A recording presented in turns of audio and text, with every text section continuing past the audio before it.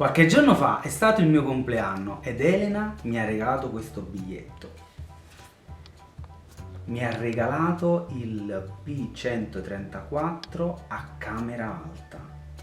Siamo appena tornati dalle vacanze, come si può vedere dalla mia bronzatura, e ad aspettarmi c'era il forno attaccato direttamente a un pallet e non c'è nessun'altra scatola. Probabilmente il biscotto è all'interno. Allora procediamo con l'unboxing. Con la forza bruta.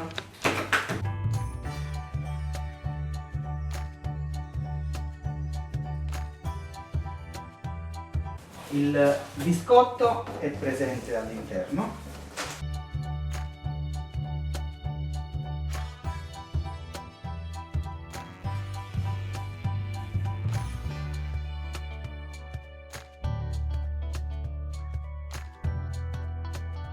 Ed eccolo qui. Apriamo anche il biscotto.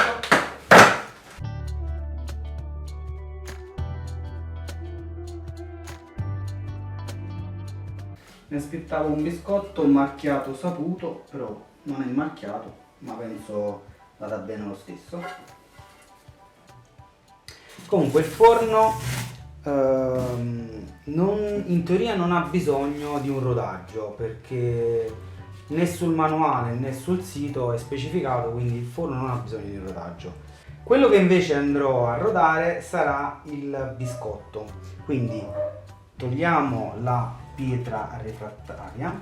Io vi consiglio di inclinarla leggermente e di estrarla in questo modo, così non graffiate le pareti del forno.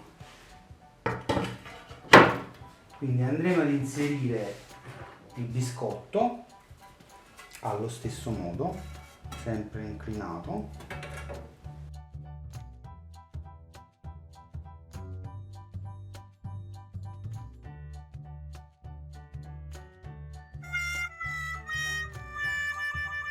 Il biscotto non entrava nel forno, ho subito chiamato il centro assistenza dell'F1 e l'operatore mi ha chiesto gentilmente di provare prima a limare il biscotto e se non ci fossi riuscito mi avrebbero mandato un nuovo biscotto. Ho limato il biscotto con un flessibile con un disco abrasivo e quindi adesso posso inserire il biscotto.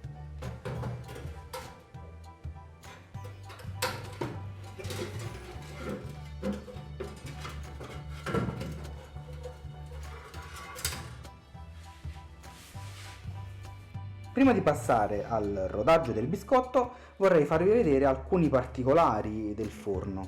Ecco i termostati a 500 gradi, lo sportello ha 3 vetri, l'uno distanziato dall'altro da circa 1 centimetro e il vetro più interno è in ceramica. All'interno c'è una luce molto luminosa. Io ho già acceso il forno e l'acciaio alla prima accensione tende un po' a scurirsi, quindi adesso il forno è diventato un po' così. A circa 250 gradi si accende la ventola proprio per raffreddare la parte esterna del forno. Il forno tira l'aria da sinistra e praticamente la spara verso destra attraverso questa ventola e quindi la parte qui esterna del forno è quasi fredda, non è insomma bollente. Però la parte anteriore non riesce proprio a raffreddarsi completamente, quindi qui dobbiamo stare attenti e non metterci le mani.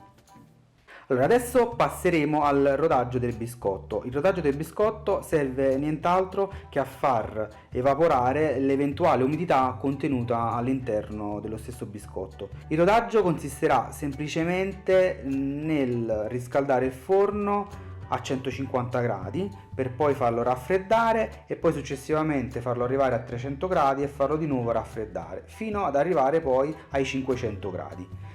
Quindi impostiamo la temperatura a 150 gradi sia per il cielo che per la platea e aspettiamo che arrivi a temperatura. Dopo circa un quarto d'ora il forno è arrivato a temperatura e possiamo notare del vapore acqueo presente sul vetro dello sportello. Quindi spegniamo il forno e facciamo evaporare tutto il vapore acqueo che ha generato il biscotto.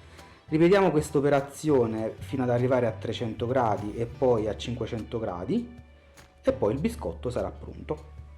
E adesso non mi resta che testare il forno e fare tante pizze. Mi raccomando, se vi è piaciuto il video mettete un like al video e iscrivetevi al canale.